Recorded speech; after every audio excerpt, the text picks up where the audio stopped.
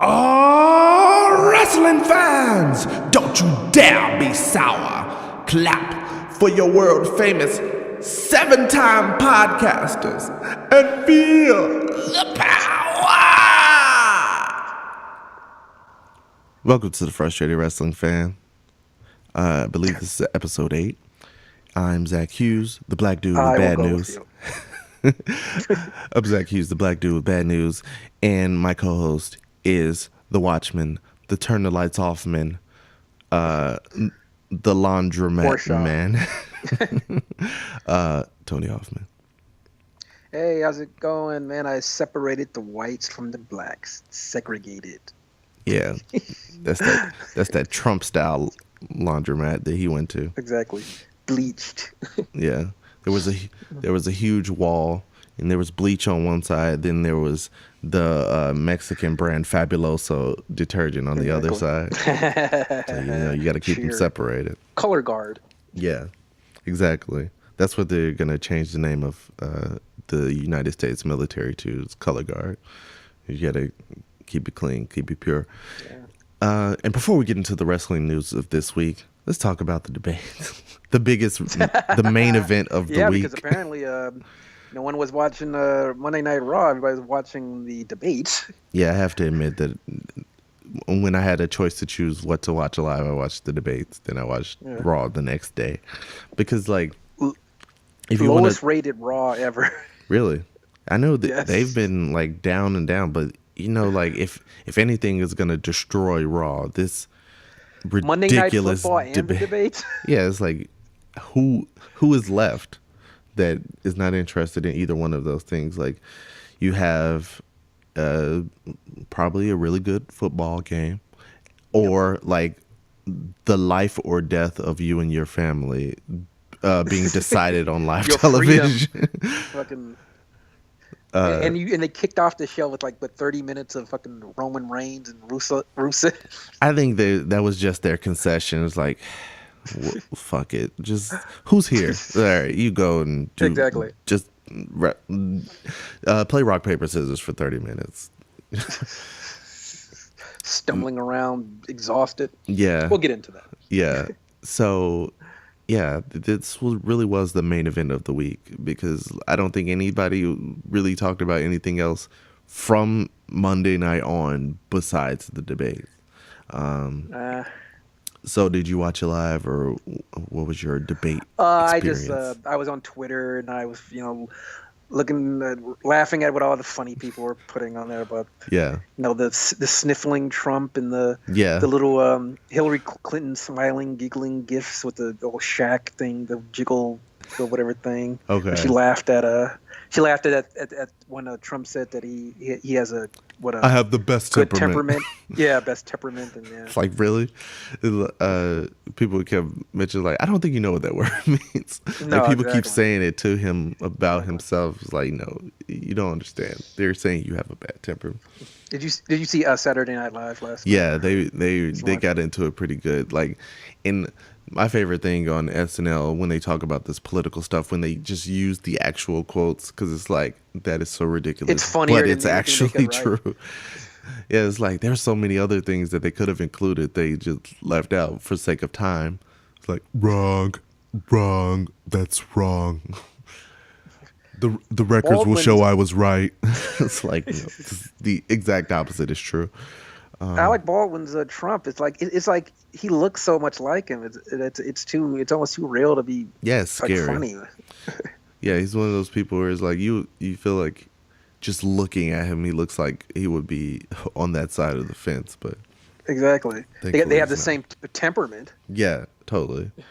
I'm sure Trump has been kicked off a plane for playing Candy Crush as well. Yeah. With something to that effect. Haven't we all? Yeah, exactly. But yeah, so I feel like pretty much after the debates, that slobber knocker that was a program, everything was downhill from there. So with that being said, let's get into the wrestling of this week. Starting off with some news. So you had a couple of stories. What were they? Yeah, there's a few things. Jamie Noble Are you familiar with Jamie Noble? Jamie boy. Noble?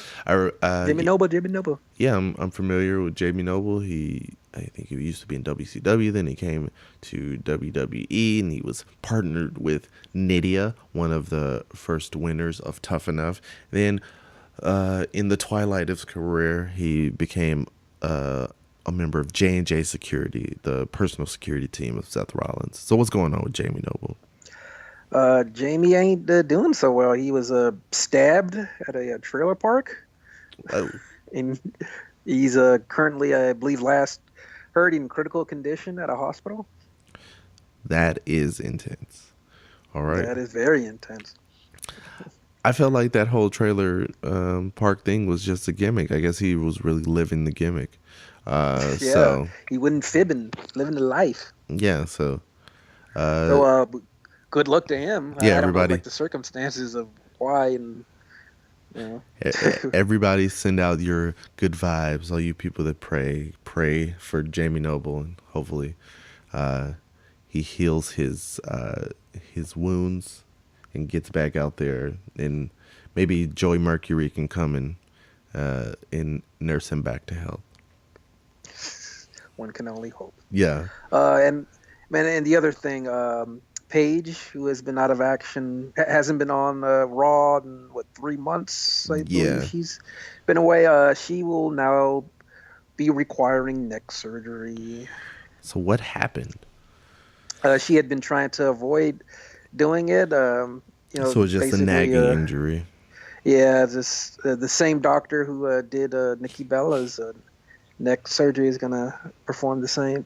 Is going to perform a procedure on hers. I don't know if it's as severe, but so she's going to be out for a while. I mean, I trust the doctor who worked on Nikki Bella. I mean, so Paige will also become a bionic woman. Yes. So maybe there's competition for the new Queen of Strong Style. That title is currently held by Nikki Bella, but we'll see. We shall see. So right. That's all I have.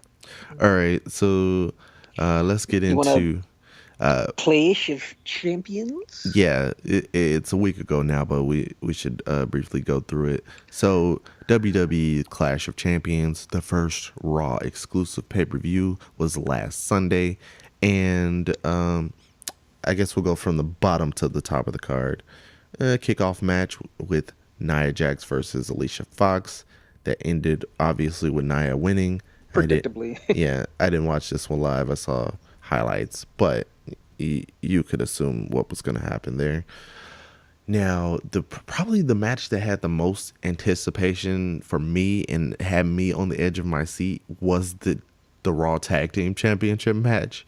Really? The New Day versus the Club. You thought they were going to give it to the Club? And I felt like it was their record. Yeah, I felt like it was getting to be that time. Like, a lot of people I saw giving previews of the pay-per-view were assuming this was the time they were going to do it. But it was like, I really don't want it. Yeah, they're so close to Demolition Record because they were at $3.99 on the night of Clash of Champions. And I know Demolition's record is only 4 something. So I think they said it's just like over like 2 months away or something like that. So I feel like they should really just let them reach that, because like, who cares about Demolition at this point? Like, no. Like, here comes the axe and here comes the smasher. It's like, nobody cares about them in 2016. Nobody cares about the Club either, man. They're having trouble getting another tag team over. Right now, the only one that people care about is New Day and a little bit Enzo and Cass. Enzo and Cass or American Alpha on SmackDown, but because eventually they're gonna have to probably, at least on the Raw side, they might have to call somebody up for them to like make that tag division more exciting, because besides New Day, we're not really paying attention to any of these guys. Like Primo and Epico are there just for the sake of having bodies. So somebody's got to wrestle. Yeah.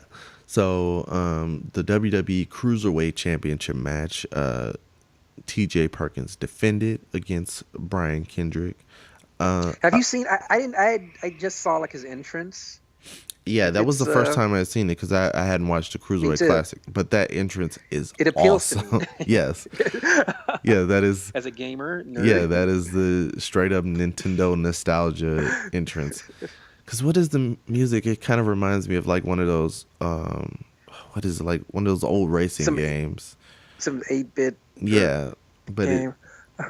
But that is a great intro, and with that new stage, it looks with great that ramp. Exactly. Yeah, exactly. Yeah. All those pixelated characters like raining down the ramp. Yeah, and then you see like the hearts and the coins circulating up the ramp.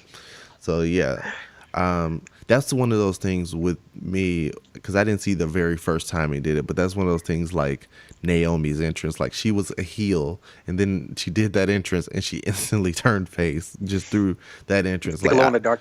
Yeah. You have to, yeah, exactly. Yeah, so it's like I don't know what his character was before. I didn't watch him when he was playing Suicide, aka Manic on TNA, but just seeing this entrance was like, okay, I'm a TJ Perkins fan. Let's go. Yeah.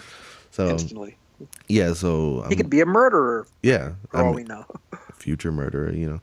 I mean, his character in TNA was called Suicide, so I think he would turn the gun on himself before he would on his family. But moving along, dedicated gimmick.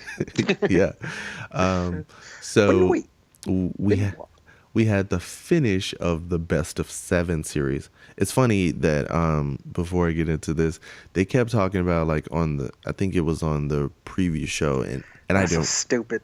Yeah, I didn't watch the pre-show really, but I heard about this after the fact. They kept mentioning the fact that, oh, Booker T, you've had a couple of Best of 7 series in your career, but it's like they kept neglecting the fact that like he had 2 Best of 7 series that I can think of, and both of them with Chris Benoit. So it's like it's kind of tiptoeing on that line, like, oh, you fought somebody in a Best of 7, but yeah, he was giving his analysis on that. He who must not be named. Yeah, name deleted. So Cesaro and Sheamus faced off, and this was a no contest. Did you think this? Did you know this was going to happen? I assumed that Cesaro was just going to win, but you know when they go to the outside, and William R. Washington from RBR Wrestling pointed this out, like when you see a match is going into like a double count out or some kind of no contest thing, like they will repeatedly go back and forth with their camera shot to the referee to make sure you're paying attention to what the referee's count is or him admonishing them on the outside. So if you see them paying more attention than normal to the referee, then you know this is going to be this match is ending here some kind of way. So they did the double clothesline to the outside. I feel like the move I guess it was a decent ending based on the fact that Cesaro did that crazy dive and landed like straight on the top of his head right before this. Then they did the clothesline over the top of the barricade, and they basically said that it was a medical stoppage or whatever. But they were both up. I would have just gone for the double count out and not say they couldn't continue, because it's like, okay, they did eventually get up and they wanted to continue, but it's like obviously that would have been way past the 10 count, so they could have just gone with the double count out, but they say no contest and medical stoppage, but whatever. Yeah, because the I mean the crowd and everyone at home, we were on the edge of our seats just wanting someone to win this epic Best of 7. Yeah, they were so into this that they continued to chant CM Punk, chanting for a guy who lost his UFC debut. He was still more over than these two guys who were they were trying to put over. But that match was what it was. So moving on to some space. Yeah, moving on to the second non-title match on this championship pay-per-view was Chris Jericho versus Sami Zayn. Once again, we have another match where Chris Jericho gets a win over somebody he shouldn't. Exactly. Like, why? That always happens. They've been doing this for years. It seems like it's like what they used to do with Triple H. It's like, okay, this match should clearly be won by the other person. 50-time world heavyweight champion. Yeah, because it's like they did it with Like Neville, he was an up and coming guy. He was the new sensation, they were calling him. And then with that show Beast from the East, it was just an exhibition match, Neville versus Chris Jericho. And for some reason, Jericho won. So like with this match, Jericho defeats Sami Zayn. Maybe it's like a never-ending payback from that time he put Fandango over at WrestleMania. It's like, I did that for this guy who turned out to be nothing. So you're going to let me win every match when I snap my finger. So who knows? There are like rumors that like SmackDown is trying to like get someone from Raw to like switch brands. Yeah, I saw a little bit about that. Do you think like Sami Zayn would be a nice choice? Yeah, he should have been drafted to SmackDown in the original brand split, because there was no reason he should have been on the same show as Kevin Owens when they had a match before this where they said this is their last match ever, and then they had another match after their last match.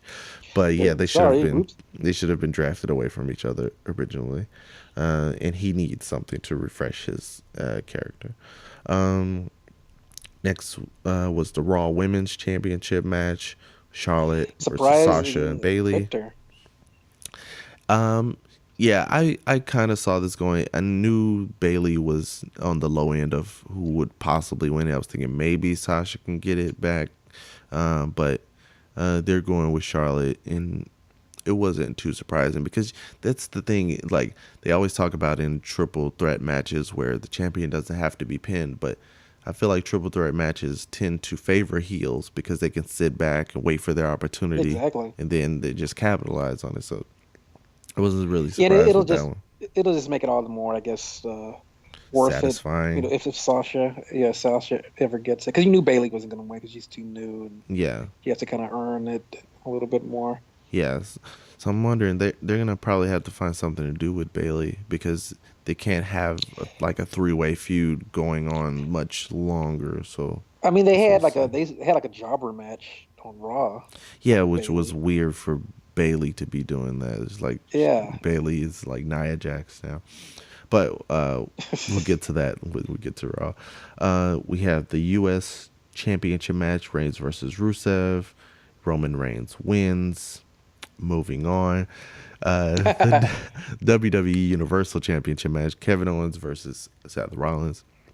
I thought this was a good match, but I still didn't have like that much anticipation for it because I kind of figured it was going to stay with Owens because there wasn't a whole lot of one of his first title defenses, so it's not going to go that way. And I feel like the end game for Rollins is Triple H.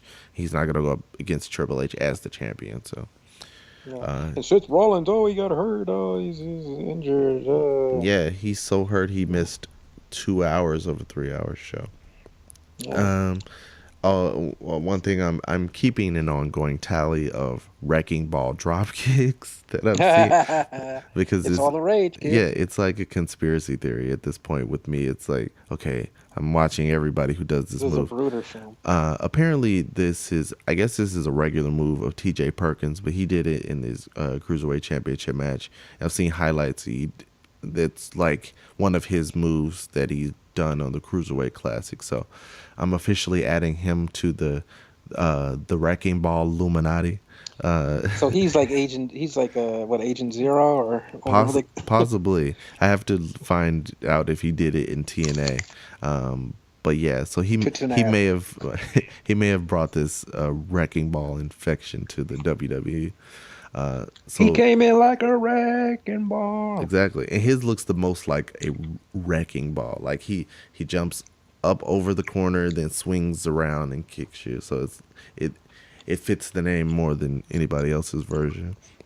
And it was actually called for the first time by Michael Cole. Like Michael Cole misses a lot of calls, and he actually called it a wrecking ball dropkick. Oh, you actually do know what it's called. They're good for something. Yeah, so here's my current roster of the Wrecking Ball Illuminati, or also the World Class Wrecking Crew. The Wrecking Crew.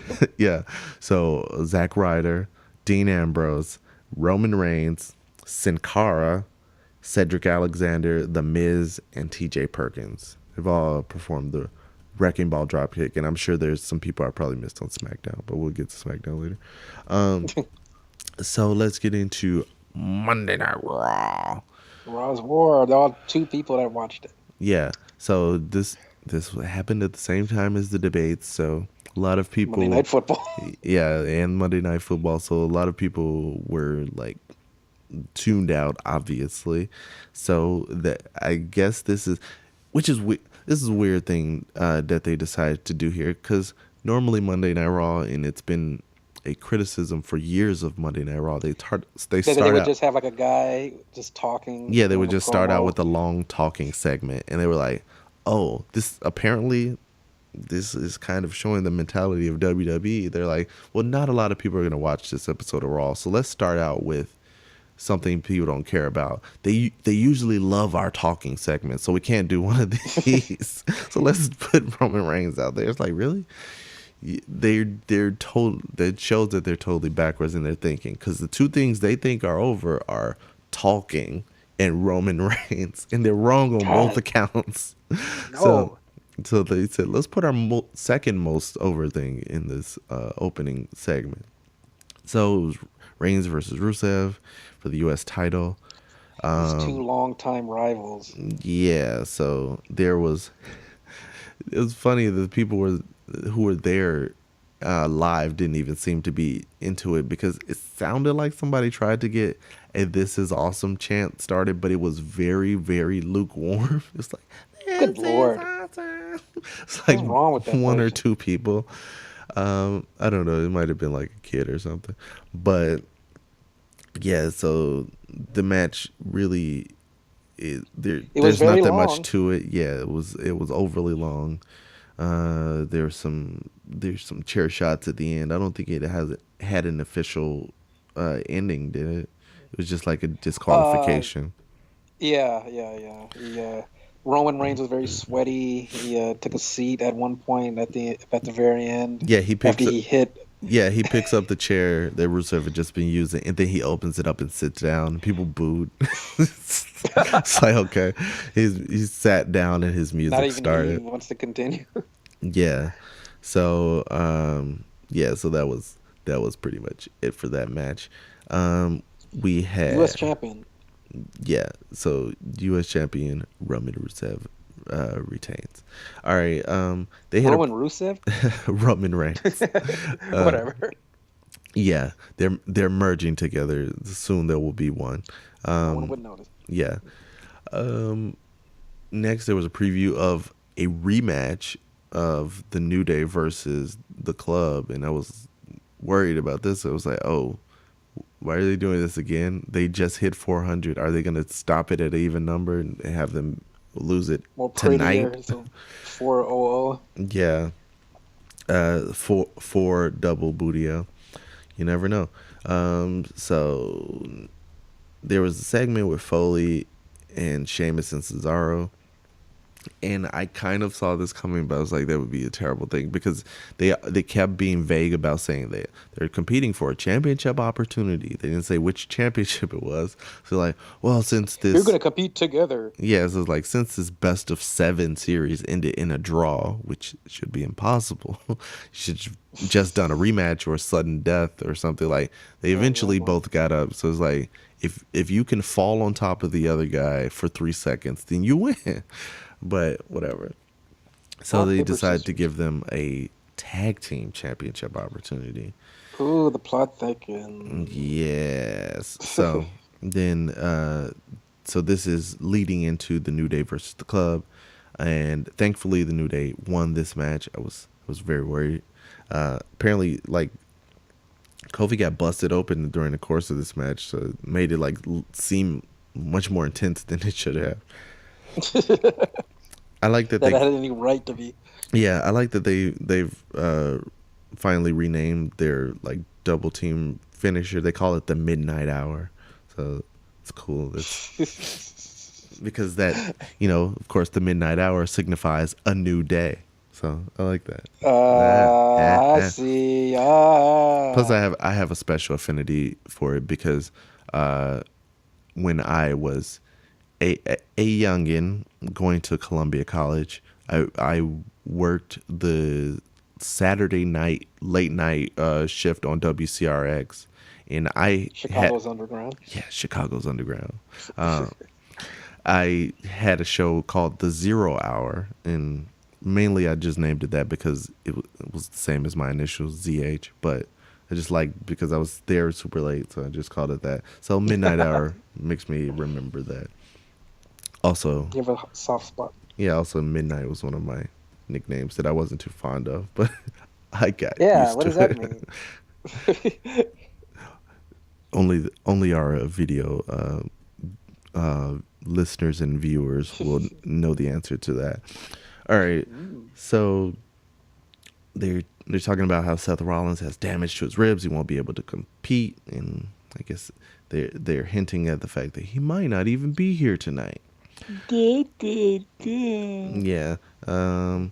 They backstage, Foley is explaining to Sheamus and Cesaro why they shouldn't be pissed. He said that I can't lose one of you. Like, was the stipulation for the best of 7 series like one of them? The greatest wrestlers I've seen. Yeah, he said I can't lose one of you. So he's like, was the stipulation that one of them gets a championship opportunity and the other one gets fired? What was the deal? He said I can't lose. Yeah, I don't understand what that means. Because one of them could have fought their way to another opportunity, even if the other guy was in a different division. But whatever. Next is the jobber match we hinted at before. Bayley just took on this person, this I guess indie wrestler named Anna Fields. She looked kind of like a mom from the Jersey Shore is how I thought of her. But Snooki related. Yeah, so she this is a pretty quick match. I don't understand why they would give her a jobber match. Like, yeah, it's like Bayley is not. She doesn't seem like that kind of wrestler. Yeah, it's just like she's gonna run through her and just like throw her over the barricade. Like, I'm a hugger. It's like, really? That would have been an interesting gimmick for Bayley. It's not like she's like this unstoppable, no, force or anything. She's an unstoppable hugging machine. Exactly. That would have been a funny gimmick. Like if she was in somewhere like PWG or Chikara, they would give her a gimmick like that. Just like this little sweet, cute girl who's just like destroying people. She would end up fighting men and like crippling them. Yeah. But don't you think that this would have been a nice opportunity? And people were saying this online to like have like a Summer Rae or some other, somebody the other wrestlers like not being used. Yeah. Exactly. Yeah, because they like have a pretty shallow women's division compared to like how many people are actually on the roster. So it's like you could have. I don't know if she's hurt or something. Who knows? A lot of people are upset that she's just not been used. There's one minor thing I like to pay attention to people's trash talk in the ring, and this Anna Fields chick had some decent trash talk. Maybe she has some potential because like Bayley kicks her in the stomach and she runs at her like, "Why you?" Like, why I gotta? Do people actually say why? She like I was just thinking like that's something straight out of The Simpsons. So anyway, I thought that more like Looney Tunes. Yeah, but like this was one of the things I was thinking like, are they going with my theory just with the wrong person? I was like, is this gonna be a reverse jobber match? Because Bayley doesn't seem like the person who should be doing squash matches. But thankfully, she wins. She gets to display her version of the 5 moves of doom and finishes it off in this pretty much exhibition for Bayley. Next they talked about Bayley being a loser, pretty much. The fact that she lost at the pay-per-view. It's funny that she said that Charlotte and Sasha, she says they hold the 2 measuring sticks. I was like, well, the phrase is, I am the measuring stick. Oh, yeah. So she said they hold the measuring sticks. I'm like, is that some kind of inside reference? Like, are you saying they're like the equivalent of AJ Lee and Nikki Bella back in the day? Like they're screwing the 2 top guys or something. I wasn't sure if this was just a flub or what. They hold the sticks. They hold the measuring sticks, like the fleshy sticks. Are you saying that Charlotte's fucking Triple H? Because he's the last guy to call himself the measuring stick, and I think John Cena's taken, so I don't think Sasha's on that. Anyway, so She says she won't stop until she's hugging that women's championship. So, ha ha. She likes to hug. Yeah, that's right. She's a hugger. She's a dirty, filthy hugger.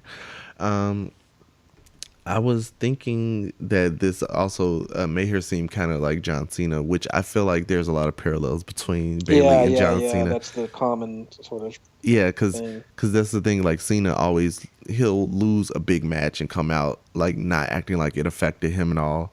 And she had a little bit of that, but she still kind of reacted to it like, oh, I know I have to get back in line and fight my way back to it. So at least she acknowledged the loss. Unlike Cena, who just like, I don't care, I'm moving on. Yes. She definitely kind of like symbolizes this era of like the WWE, the PG. Yeah. Kind of rated, more kid friendly. Yeah, if they still had that and stuff like that. If they still had the show Saturday Morning Slam, I could see Bayley like being the star of that show. But I think that's gone. Backstage with Stephanie and Mick. She basically just emasculates him because that's what Stephanie I'm in charge. We do your job. Yeah, that's what Stephanie does. She cuts the penises off of all of her male superstars. So I thought this was funny that she was basically talking down Mick Foley because he tried to approach her like, I saw you get in Triple H's car after the pay-per-view. Were you in on this? And then she just got angry. Yeah. So I think you protest too much, Stephanie. But she says, you know what? You need to prove to me that you deserve this job because it wasn't my job to keep the match fair. It's your job as general manager, da da da. And then she says, you need to prove to me that you're worthy of being GM. Prove to me that you can think like a businessman. And I was thinking like Stephanie is always pretending to be on her phone. Like, was she actually like watching the debate on her phone? I saw that on Botchamania. Yeah, they just showed the dial pad. Like, the phone goes black when you're actually holding it to your ear. You have it up against your head. Yeah, but like maybe she was just in one of those times she's pretending to use the phone. She's actually watching the debate. Like yeah, we need a businessman. That's what this country needs. That's what Raw needs. A mentally unstable businessman. I mean, well, technically WWE already has one of those, so she should just call her dad. Anyway, but true. Yeah. So I usually don't pay attention to the commercials because I try to flip through them on PlayStation View. That's my cable company, and they're awesome. But I watched. There was a commercial for the show Chris Lee Knows Best. And good God, like, is he? I thought he was gay. Yes, so feminine. And that's what I was thinking with this commercial. It was like they showed in this upcoming episode. I guess it ended up airing after SmackDown. It was an episode where they showed Todd Chrisley in drag for some reason, and I was thinking like, this show's been on probably like 4 seasons now. Like, it took this long to finally. It took this long for him to finally be in drag because like that's all I think of when I hear this guy. So maybe it's finally coming to its inevitable conclusion. Who the hell are these people? Are they like some rich Southern family or? That was the thing. I think for a long time, is there a reason why they are on TV?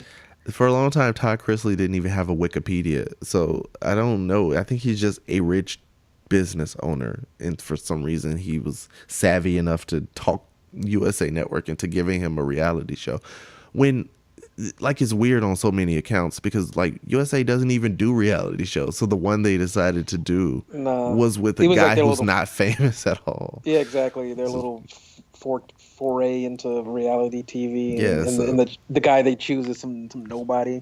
Yeah, so that's really weird. Anyway, moving on. That rant. Yeah. So back from the break, we joined what some people are calling the Purple Rope Club because they're so segregated from the show. Purple rope. They actually changed the ropes to purple. For this cruiserweight somebody division. Actually had to come in there and change the ropes from red to purple. And I just feel like that's a weird thing to do in the middle of a show. It's so segregated from the It's segregated, and plus the fact that they had 2 cruiserweight division matches on Raw, and they weren't consecutive. They weren't back to back with each other. So that means they had to change the ropes to purple, change them back to multiple black or gray or whatever the normal color is, and then they had to change them back to purple and then back again for the main event. So it's like you're doing all this loosening and tightening of the ropes. Eventually you're gonna have one of those big show situations from Botchamania where it breaks off. Yeah, where he tries to get on top of it. Yeah, you have a 3-hour show. You can't like just taking down, putting up parts of the ring every other 30-minute segment. That's not a smart idea, but whatever. That's what they're deciding to do. Like, nobody cares about the purple ropes because all it makes me think of is like, oh, is it like breast cancer awareness month again? And now it actually, now it actually is, because October is when they do the pink middle rope. So are they going to do like pink middle rope for the rest of the show? Then they change the top and bottom ropes to purple and still have the pink one in the middle. It just seems like too much of a nightmare. But whatever. So Rich Swann and Cedric Alexander, who were foes last week during their debut on Raw, they're partners, and they take on the team of Drew Gulak and Lince Dorado. Yeah, I just think it's funny seeing Lince Dorado because I remember watching him on it was kind of the early days of podcasts, and it was an early podcast that was done by Chikara. It's a independent wrestling company. They had a podcast called Chikara Podcast A Go-Go. And they used to just have like clips of different matches. And I remember Lince Dorado from back then, and now he's actually come from that small indie company up to the WWE, making his debut on Raw. So I think that's pretty cool. Nice. Yeah, so they had an insert promo from Rich Swann and Cedric Alexander, kind of showing a little bit of... Swann is a crazy guy. Yeah, he's a wild and crazy guy. He's like, we're going to party all night long. I like that when he laughed. Yeah, and it was just funny that he said, I can't remember which one of them said it, but it might have been Cedric. He was kind of saying, like, we got to take these guys seriously. Then they said, like, we're going to go hard on Monday Night Raw. It's like, hard and raw.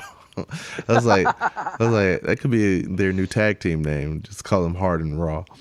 I don't know which one's hard and which one's raw, but I guess we'll find out.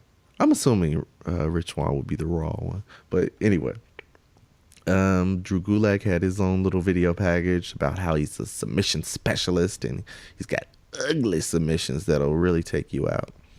Then they had Lince Dorado cut his package. And I won.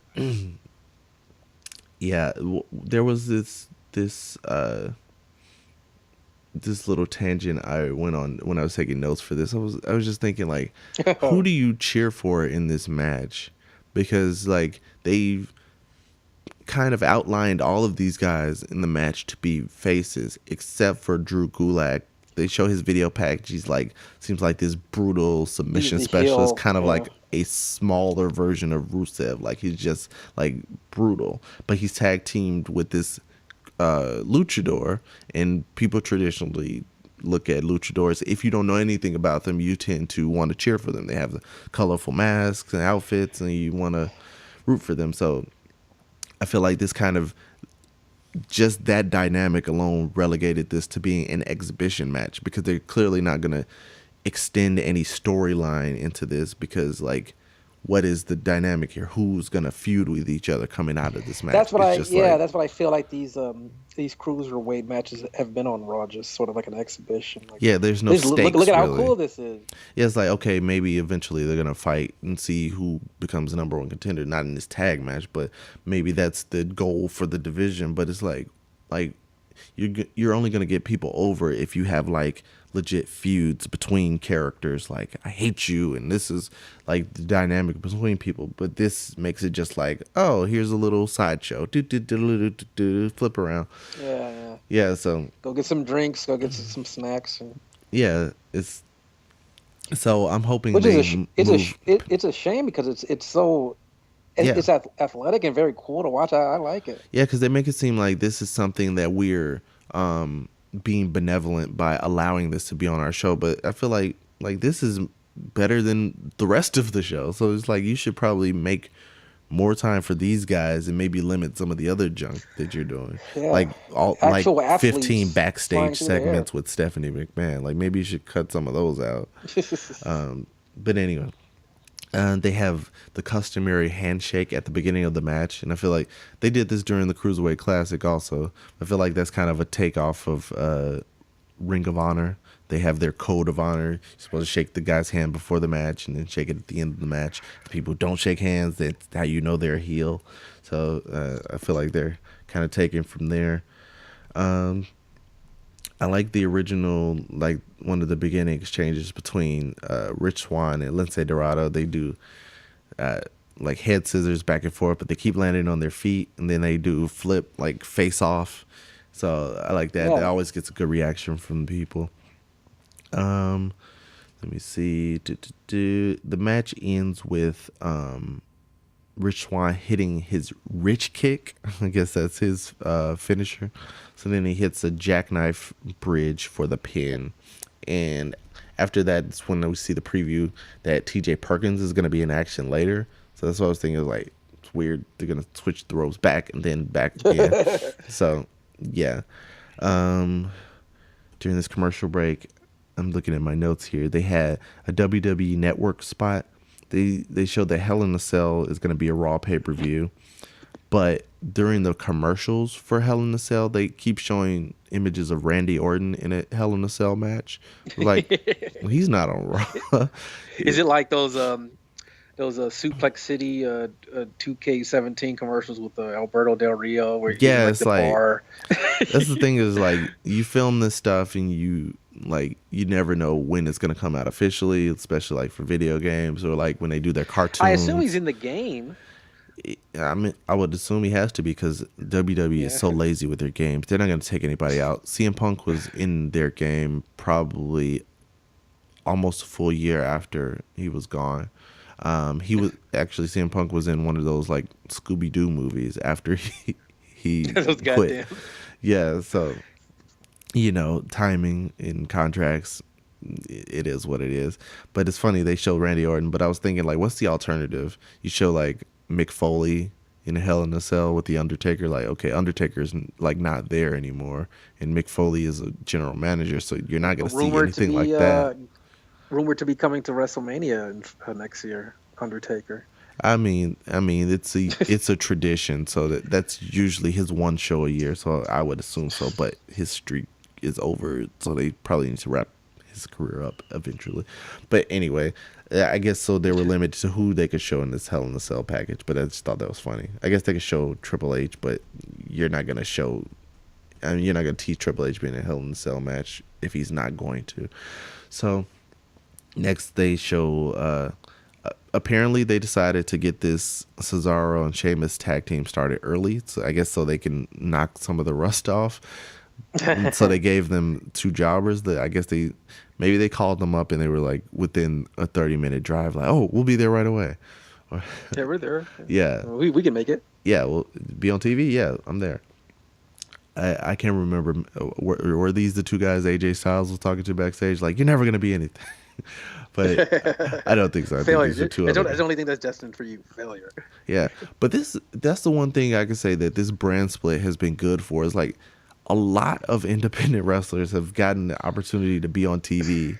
Just, I mean, as jobbers, admittedly, but they get like this is way more than you would see like unsigned wrestlers being on WWE television. They had stopped doing that for a really long time. So nice. So that's good for them. That's a cool opportunity. So the match is quick, jobber match, obviously. Sheamus ends up broke kicking both of the opponents. The guys were Nick Cutler and Willis Williams. Double W. Yeah. They mentioned like is Nick Cutler, is he related to Jay? But yeah, because that made me think that's your Tinder profile picture, right?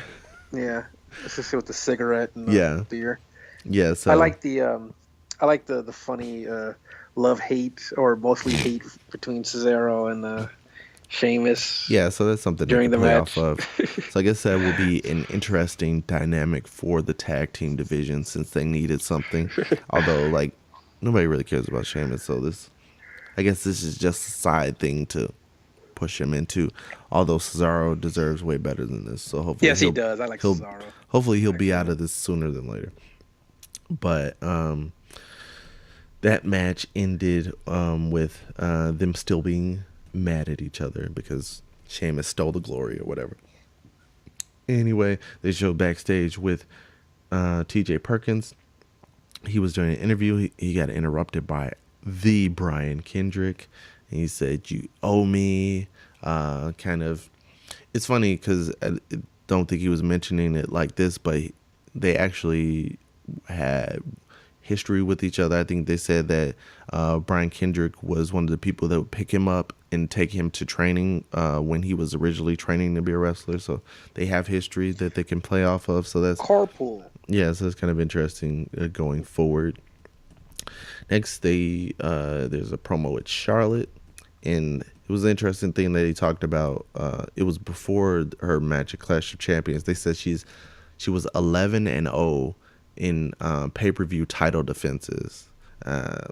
So is that true? Yeah, so that's a cool little record for Charlotte, because I think she must have lost her championship on just a Monday Night Raw, I guess. Yeah. And then she won it back on a pay-per-view. So that was interesting. So now she is 12-0 in pay-per-view title defenses. They showed a Forbes article that said 5 reasons why Charlotte is already the best women's superstar. So that's interesting. So they're kind of putting over that mainstream attention she's getting from that article. Let me see. She says she's the moneymaker and the face of this division. Sasha interrupts her. And it's funny that she wants her rematch now. Yeah. So Sasha wants her rematch, and then the crowd is all excited for that. They're hoping to see the match right then and there. Charlotte says, "Peasants, be quiet." And she said, "Listen." I like that. Yeah, she said, "Listen, Sasha wanks." And she says burn. Yeah. So she ends up saying that, "I'm going to give you what you want. I'm going to give you your title match." She takes off her big fur coat thing. Yeah, and then she picks up the mic again. She says, "Next week." Everybody boos. So then there's a slap, and Sasha ends up clearing the ring of Dana and Charlotte. So does the bank statement on Dana? Yeah. So we're gonna see that match next week, it sounds like. Next year, there's backstage footage of Seth Rollins. He's in the building. Oh my God! Call security. He has not been medically cleared to. Yeah. So next we see our second Cruiserweight Championship match is TJ Perkins versus Tony Nese, and they show a package for Tony Nese. I like how they put over the fact that like he's got the strength and agility, and they make the comparison of between him and Neville, which makes me think like, where the hell is Neville at? Like, yeah, exactly. What's going on? I think is he gonna get buried too? I mean, well, I think Neville's actually on SmackDown, but it's interesting that they brought him up. He's not being used on SmackDown. So if they want to send Sami Zayn over to SmackDown, they should send Neville back over to Raw so he could be part of the Cruiserweight division. But yeah, so they talk about his speed and power. I just really like the move that he pulled on the apron. He does like this cartwheel on the apron to the floor and transitions that directly into a super kick. So I thought that was cool. Super kick. Yeah. So he follows that up with a flipping crossbody from the inside of the ring to the floor. I just thought the crowd was like pretty shitty during this match because they didn't seem to be reacting, although they were seeing like incredible stuff during this match. Exactly. Like, stuff you've never seen before, but you know, some crowds are just not very good. Where were they? They were in Cincinnati? I think so. Yeah, I think it was Cincinnati. Because SmackDown was in Cleveland, so I don't think they were too far from each other. But I think it's funny because I think they did mention it before that they were in Cincinnati, and it made me think of this. There's a new show on NBC called The Good Place. Have you seen it? With the Christian Bale and the Ted Danson. Yeah. Have you seen the first couple episodes?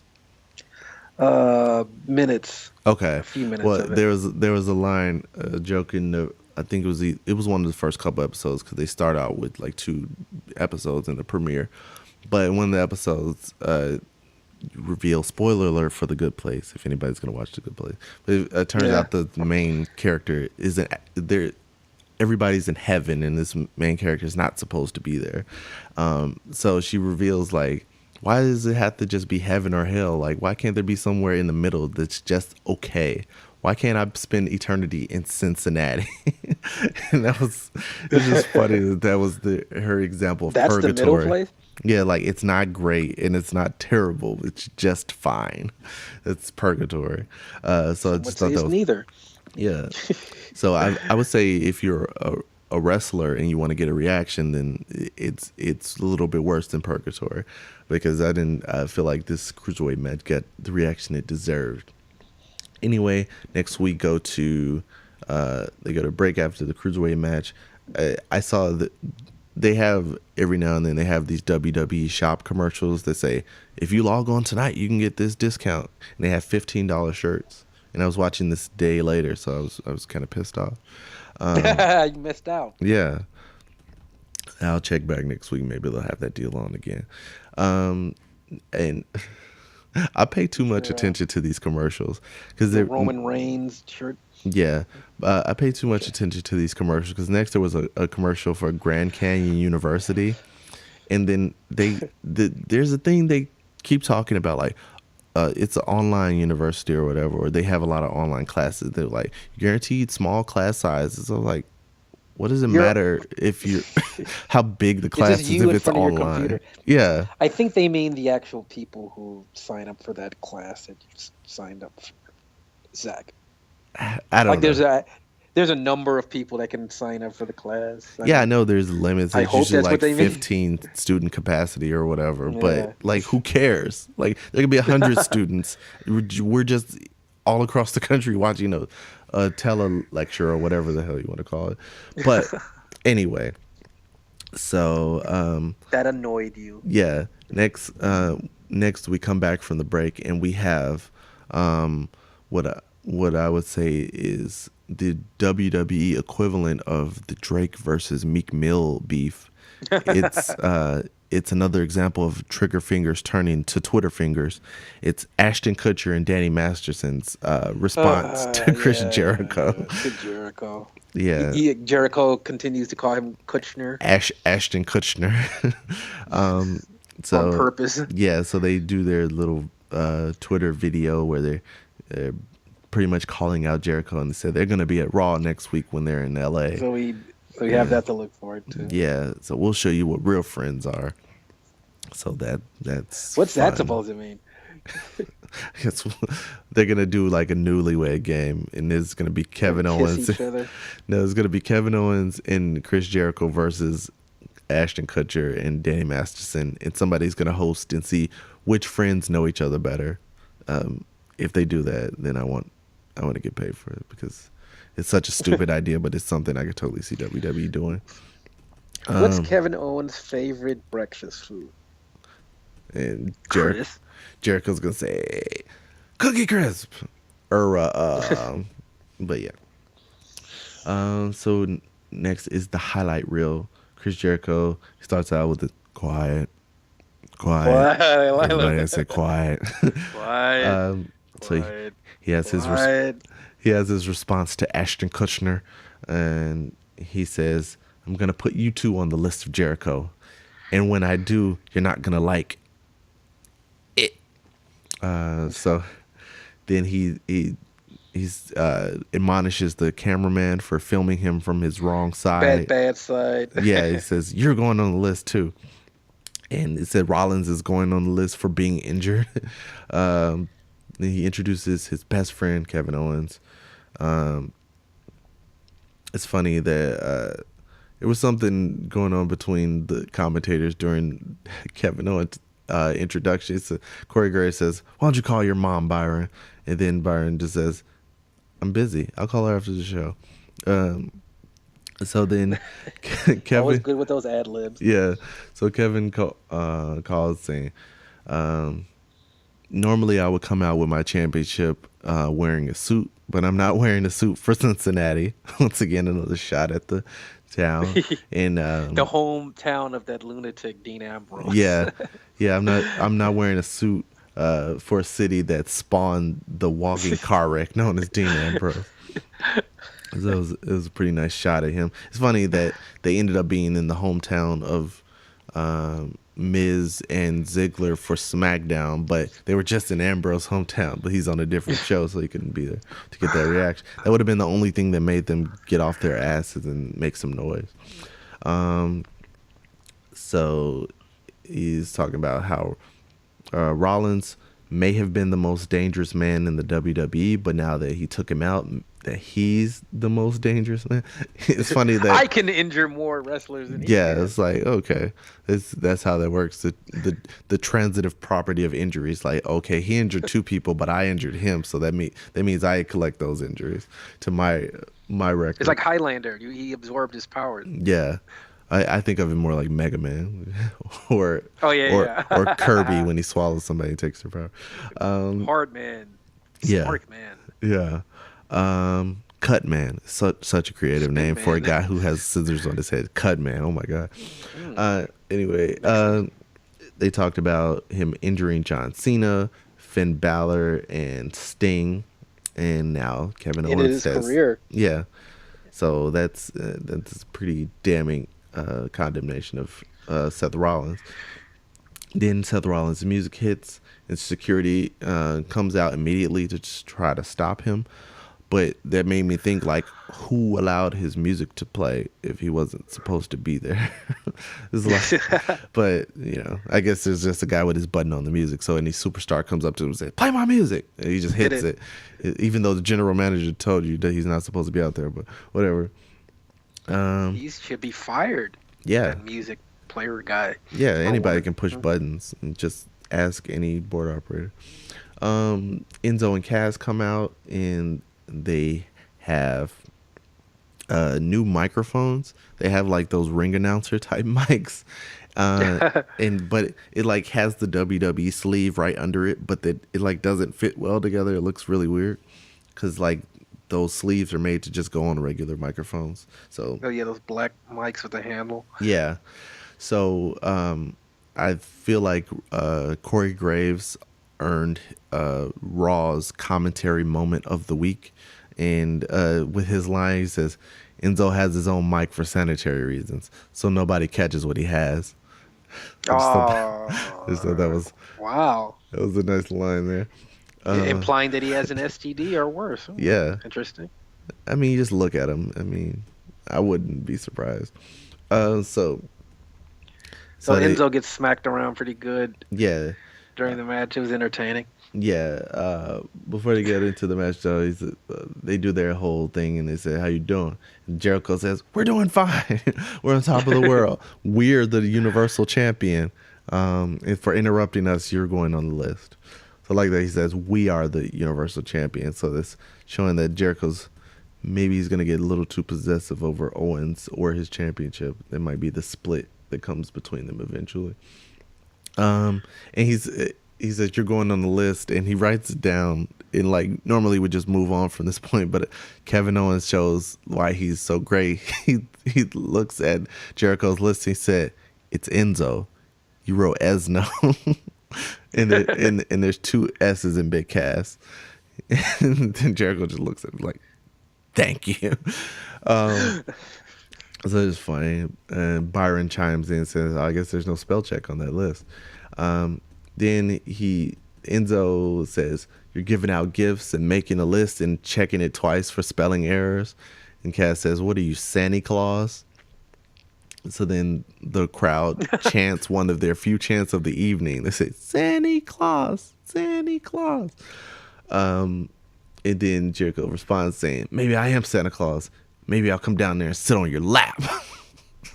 just like what? Okay, please don't. Yeah, they said, "Did you just say you're gonna sit on my lap?"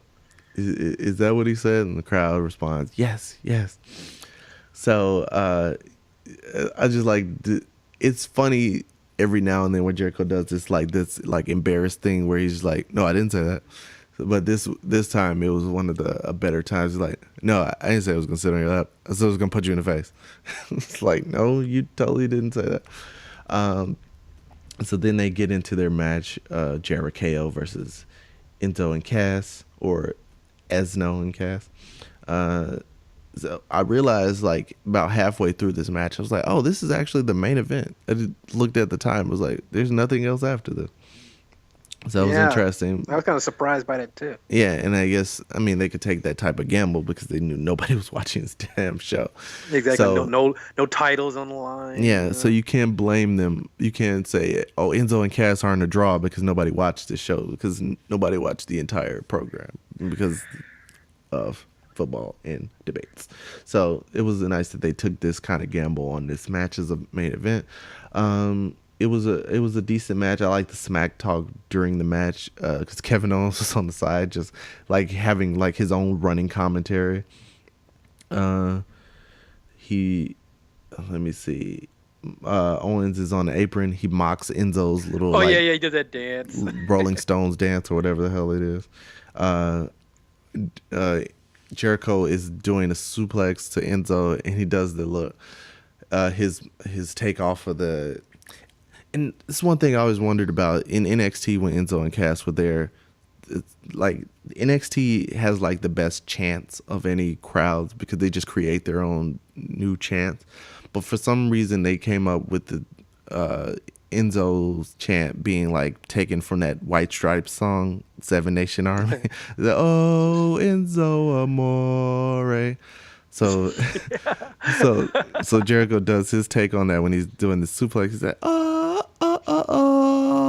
and he suplexes him. So I just thought that was cool. And Owens' response after that, like, that's the lead singer, Fozzy. It's like showing his singing chops.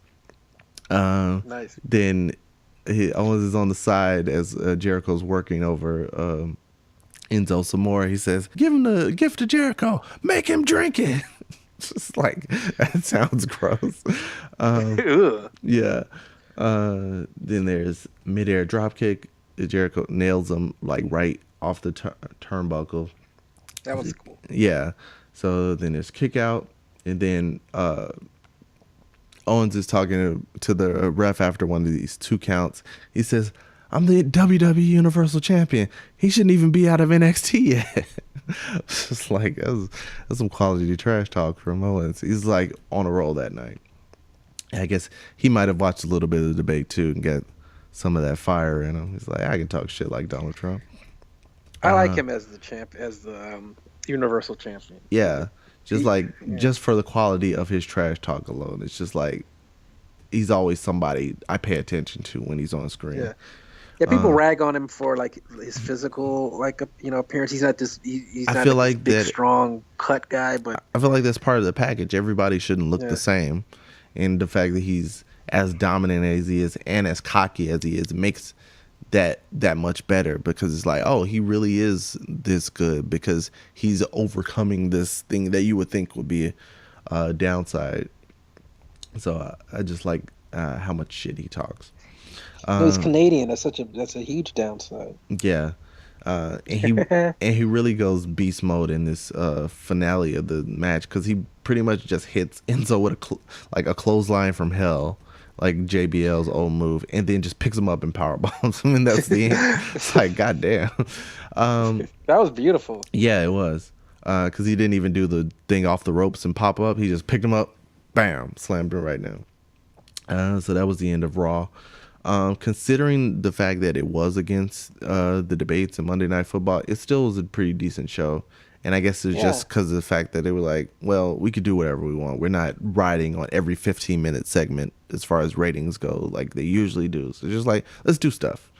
So they should probably have their mentality a little more often, even though this was the lowest rated Raw, but that was circumstantial. I don't think it had anything to do with the quality of the program. Actual quality of the product, yeah. Yeah. So they should think about that. SmackDown, I really didn't pay too much attention to this. I just recently watched it, and still, I didn't absorb. My retention was not very good on SmackDown. So, what were some of the highlights you could think of from SmackDown? There was obviously the Randy Orton Bray Wyatt stuff, which was, it was a thing. There was a women's tag team match. I think it was like Carmella and Natalya versus Nikki Bella and Naomi. Yeah, it was pretty. It was a fairly okay match with Carmella. I think it was Carmella pinning Nikki, and that rivalry continues. Yeah, it was interesting. She has her own like version of like the Bronco Buster, that move where you run into the corner and like you just bounce up and down on the person's face. But she like runs into the corner, does a couple bounces, and just slaps you multiple times. It's like, okay. It was interesting. New move from Carmella. There was the 8-man tag match with the Usos and the Ascension versus Slater, Rhino, and American Alpha. And I think that was the first match actually. Yeah, the Usos had their they finally debuted some new music. The new look Usos. Yeah, pretty generic music. It's interesting that they're like, as they've turned heel, they decide to wear more and more clothes. It's like, that seems like it would be like constricting. Like, they were used to wrestling in tights for the longest time. Now they're like, they wear long sleeve shirts pretty much, and long pants and Timberland boots. I was like, okay. That takes some getting used to, I would think. But that's how heels wrestle. I guess. Exactly. Uncomfortable. I mean, so is Dean Ambrose a heel? He's always wearing pants and a shirt. And jeans. Yeah, like, those must be the most, like... stinky jeans. I mean, because a lot of people don't wash their jeans, and I feel like Dean Ambrose is one of those people who's probably not washing his laundry that often. Unlike my co-host here, who's on top of his laundry game. Exactly. Every Sunday morning, did it this morning. Yeah. So, yeah, I always wonder about people who wrestle in clothes. Like, John Cena at least wears shorts. So he's... Yeah, jorts. Yeah. Yeah. So next we had Miz's Homecoming. So he comes out, basically... He talked about how he's Cleveland's best athlete over LeBron James, pretty much. And this leads into another, which is it happens so often now that it's like passe, but it's another heartfelt Dolph Ziggler promo. Like, so how many opportunities did he talk? And the Miz talked about it. Like, how many you lose and you lose and you lose. Yeah. Got it. How many opportunities is he gonna get? God. So I guess they're finally acknowledging it. It's like, you're a perpetual loser. So like, this should be your last attempt. So then Ziggler, when they're in the ring, and Ziggler is like, I can't stop. It's like, it's like wrestling. Like, Then he ends up. He says that if he gives him another chance to win the Intercontinental title, that he will leave. Yeah, he's wink. Yes, it's championship versus career match. So we're gonna see that at, what is it? The next pay-per-view, No Mercy. No Mercy. No Mercy, as Maurice would say. No Mercy. So another highlight from the show, I guess, Alexa Bliss was ambushed by Becky Lynch. She's coming out during for a her match. Intro. Yeah. So that everybody loves. You ruined it. Yeah. Oh no. Yeah. You don't deserve that. Yeah. Becky, you weren't born to be champion like me. I was born to be champion. I was born perfect. So perfect that I'm almost a midget. I mean, you can be perfect and still not be normal height. Yeah. Shout out to my short people out there. Anyway. Shout out to our midgets. It's not politically correct. Please don't mind my co-host. He's got a little too much Trump in him. Anyway. Yeah. Don't we all? Yeah, that's the part we try to push down with pills and therapy and all that type of stuff. Alcohol. Yeah. Anyway, the main event of SmackDown was the WWE Championship match. AJ Styles versus Dean Ambrose. John Cena was out for commentary, and there was a lot of interaction with John Cena. AJ comes out and just knocks John Cena out of his chair during the match, and then Cena's pissed, so he comes up and force of habit. They couldn't help themselves. Yeah, especially AJ Styles. He says that's his favorite pastime is beating up John Cena. So he had to partake. So Cena comes out and ends up distracting the ref. So Dean misses a pinfall that he might have had. So the match ends with AJ winning.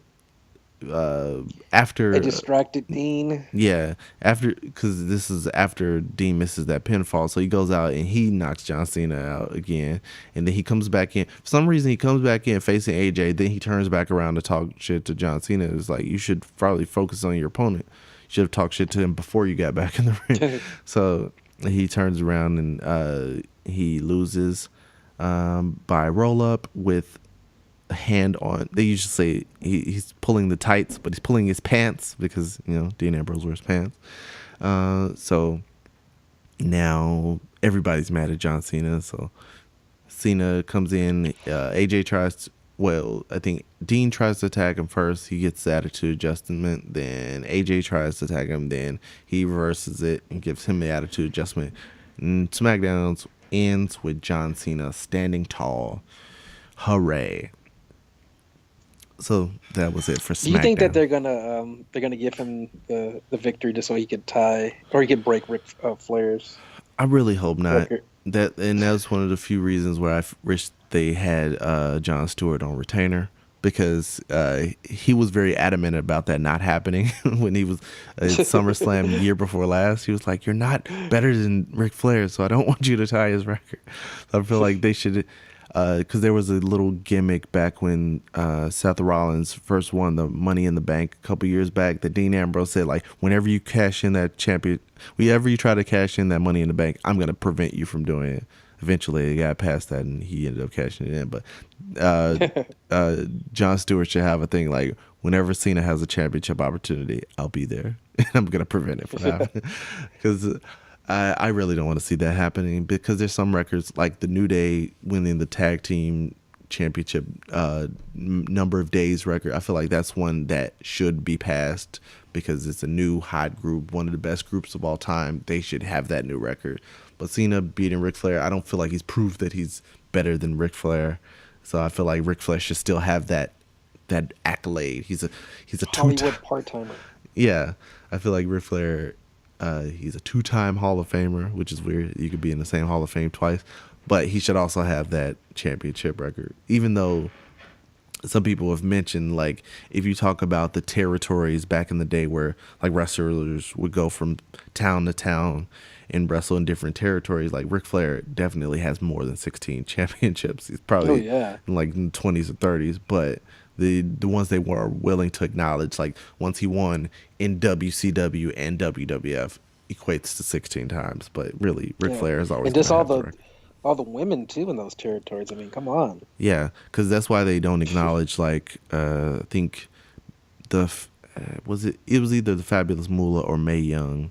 I think it was Fabulous Moolah who had the championship reign that was like, it was like 10 years or something. But it was just based on the fact that she like left for a certain number of years and came back, and they still acknowledged her as champion, even though back in the old wrestling territory days they would do these things just to pop the crowd. Like, they would have a championship actually change hands, but then for some reason when they go to the next town they don't acknowledge that happened. So there's a lot of these reigns that should really have asterisks on them. So that probably would even add more to Ric Flair's reigns if they took that into account. But the Nature Boy. Yeah. So that's it for the wrestling of this week. Was there anything else that you want to touch on before we wrapped up the show? Randy Orton was able to find Bray Wyatt. Yeah, he found him in the bowels of the mask. building. What was that mask that he put? It was like a horse or like a whatever, a horn or some shit. Yeah, it was really weird, the interaction between Orton and Wyatt. Yeah, because Bray Wyatt ended up running away, and then Randy Orton put that mask on, and he just stood there and yeah. It was weird in the segment that he was like looking for him, and there was this like thing that looked like an arrow up on the wall, and he turned it, just because he just felt like messing with stuff in Bray Wyatt's little set, and then he turned around and it was back in place, and Eric Rowan was there. Although Rowan didn't like attack him or anything, he just was there, and I guess he disappeared. I don't know what that was. But Predator or prey. Yeah, like literally Predator, because he turned invisible, like an Arnold Schwarzenegger movie. Anyway, that is it for the wrestling of this week.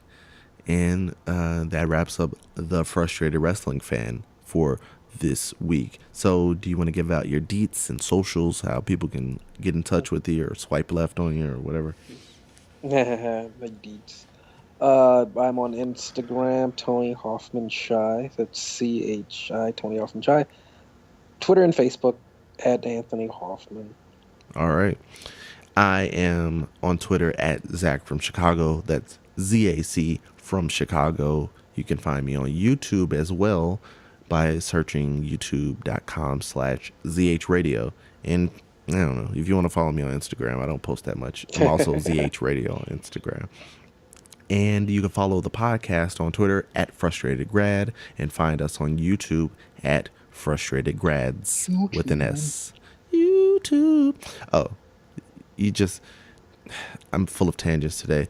Why do Mariah Carey and 2 Chainz think that you can put porn on YouTube? Because they both mention in 2 separate songs.